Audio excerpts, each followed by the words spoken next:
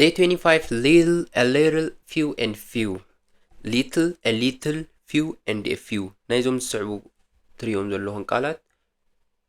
ትርጉም ወይ ከዓ ፍሉይነት ክንርኢና ሎም ማዓንቲ ሶ ኢንትሮ ቅድሚ ግን ሰላምታ ከቀድም ስለ ዘለኒ ሄሎ ኤቭሪዋን ሰላም ኩላትኩም and welcome to day 25 ናብ ናይ 25 መዓልቲ ናይ እንግሊሽ ብደው እንኳዕ ብድሓን መጻኹም today we are going to look at a very useful topic ኣገዳሲ ዝኾነ ርስቲና ሎም ማዓንቲ ክንርኢ the difference between little little among little a little few and a few ዘሎ ፍሉይነት ጽቡቕ ጌርና ክንርኢና These words are important, very important ኣገደስቲ when we want to talk about small amounts of something, small amount ክኾን ይኽእል ወይ ከዓ ብዙሕ amount ክኾን ይኽእል መጠን ክኾን ይኽእል ንምዝራብ ንጥቀመሎም ኢና but they can be tricky ሸወጥቲ ወይ ከዓ ኣታለልቲ ክኾኑ ይኽእሉ እዮም because they are used differently ምክንያቱ ዝተፈለየ ኣብ ዝተፈለየ ኣጋጣሚታት ስለ ንጥቀመሎም ማለት እዩ if you are ready we are going to start by the end of this lesson you will know how to use this word correctly with confidence ስለዚ ኣብ መወዳእታ ናይዛ ቪድዮ ከዓ ከመይ ጌርና ንዞም ቃላት ብቐሊሉ ወይ ከዓ ብጽቡቕ ኣገባብ ምስ ሙሉእ ርእሰ ተኣማንነት ክንጥቀመሎም ከም ንኽእል ክንርኢና let's dive into it ንጀምር okay we use little and a little ምስ ምንታይና ንጥቀመሉ እንተልና with uncountable nouns ማለት ዘይቁጸር አስማት ማለት እዩ little and a little ምስ ዘይቁጸር አስማት ንጥቀመሉ ማለት እዩ ንኣብነት water እንተልና ኣይቁጸርኒ money ኣይቁጸርኒ time ኣይቁጸርኒ ስለዚ little a little ንጥቀም ማለት እዩ ምዝኦም uncountable nouns ምክንያቱ ኣይቁጸርኒ few and a few ንጥቀመሉ ከዓ with countable nouns ምስ ዝቁጸሩ አስማት ንጥቀመሉ few and a few ዝቁጸሩ አስማት ምስ ዝኾኑ ንኣብነት books መጽሓፍቲ friends ኣዕሩኽ cars ምስ ንብል ዝቁጸሩ እዮም መጽሓፍቲ ኣዕሩኽ መኻይን ምስ ንብል ዝቁጸሩ እዮም ጊዜ እንተልና ኣይቁጸርኒ ጊዜ ክንቆጽሮ ይንኽእል ኢና እንትርፎ ዝኾነ ዕቀኒ ባዕልና ፈጢርና ማለት እዩ ማኒ እንተልና ገንዘብ እውን ከምኡ ማይ እንተልና ብኢድና ሒዝና ማይ ሰለስተ ማይ ክንብል ኣይንኽእልና ስለዚ little a little ምስ uncountable ወይ ከዓ ዘይቁጸሩ አስማት ንጥቀመሉ few and a few ከዓ ምስ countable nouns ወይ ከዓ ምስ ዝቁጸሩ አስማት ንጥቀመሉ ማለት እዩ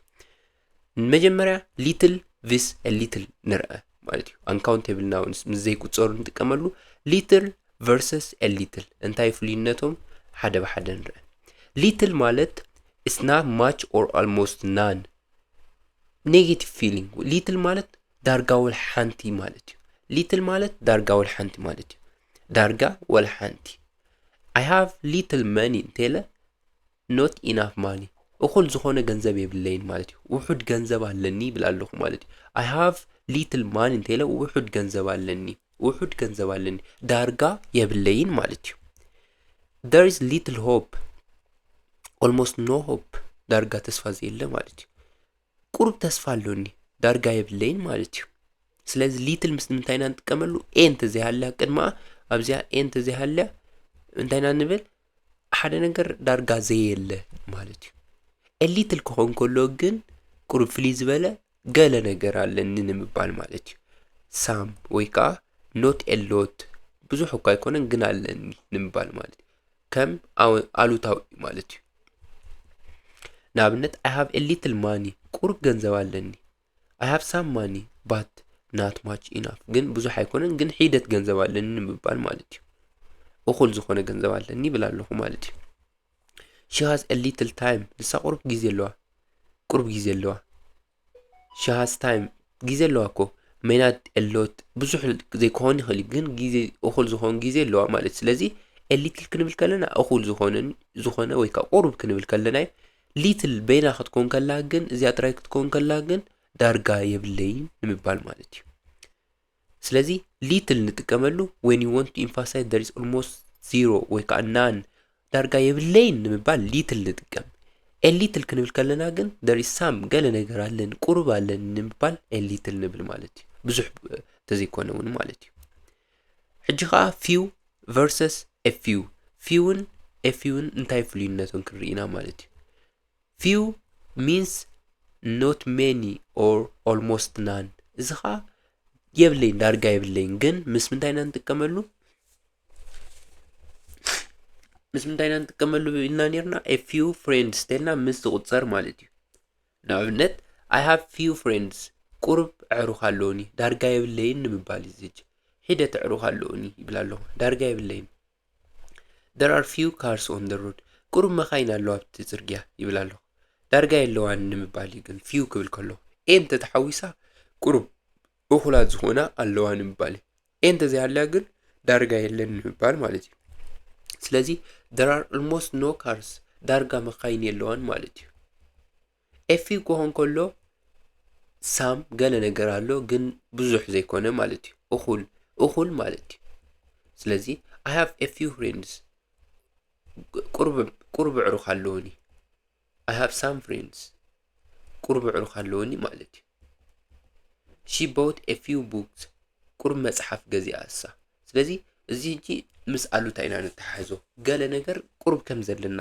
few እንተኾይና ቤና ዳርጋ የብልናን እዩ a few እንተኾይና ግን ኣለኒ ግን ከዓ ቁርብ እዩ ማለት እዩ she bought some books ገለ መጽሓፍ ገዚኣ ብዙሕ እኳ ተዘይኮነ ግን እኹል እዩ ማለት እዩ ስለዚ few ንጥቀመሉ when you want to express a negative meaning ወይ ከዓ ሓደ ነገር ምስ ኣወንታ ማለት እዩ almost none ወይ ከዓ ዳርጋ ዘይብልና ማለት እዩ ንምግላጽ ንጥቀመሉ ማለት እዩ a few ክኾን ከሎ ግን ፖዚቲቭ ኣሉታዊ ገለ ነገር ኣለኒ ንምባል ማለት እዩ ንኣብነት I have a little ዲና ንብል ወይ ከዓ little ዲና ንብል a little time to finish my homework ስለዚ እኹል ጊዜ የለን ንምባል እንታይ ንብል a little ንብል ማለት እዩ I have a little ስለዚ a little ንጥቀም ማለት እዩ ብዛ ሰንተንስ ወይ ከዓ ብዛ ሙሉ ሓሳባት there are few ዲና ንብል እንታይና ክንብል ሓሲብና ወልሓደ የላ ዳርጋ ወልሓደ የለን ንምባል almost none ንምባል there are few ዲና ንብል ወይ ከዓ a few ኢና ንብል ዳርጋ ዘለዎ ንምባል ማለት እዩ